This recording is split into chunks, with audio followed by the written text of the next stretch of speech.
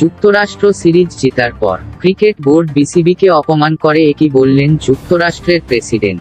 যুক্তরাষ্ট্রের president Biden বলে, আমরা মনে করেছিলাম বাংলাদেশের কাছে আমাদের প্লেয়াররা কিছুই না, তবে আমাদের প্লেয়াররা যেভাবে খেলেছে এখন মনে হচ্ছে আমরা যে কোন দলকে হারাতে পারবো।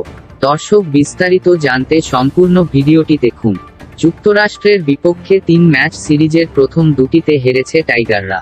প্রথম ম্যাচ 5 উইকেটের ব্যবধানে হেরেছিল বাংলাদেশ, পরের ম্যাচেও 6 রানের ব্যবধানে হেরেছে তারা।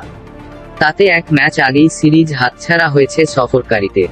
যুক্তরাষ্ট্রের বিপক্ষে সিরিজ হারকে হতাশার বলছেন সাকিব আল হাসান। ম্যাচের পর সংবাদ সম্মেলনে হতাশা প্রকাশ করে তিনি বলেন, হ্যাঁ, অবশ্যই হতাশার, আমরা এমনটা আশা করিনি।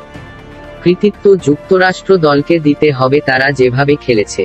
আর এদিকে টানা 2 ম্যাচ জেতার পর যুক্তরাষ্ট্রের প্রেসিডেন্ট বাইডেন লাইভে এসে বলে, আমাদের খেলোয়াড়রা বাংলাদেশকে নাকানি চৌবানি খাইয়েছে।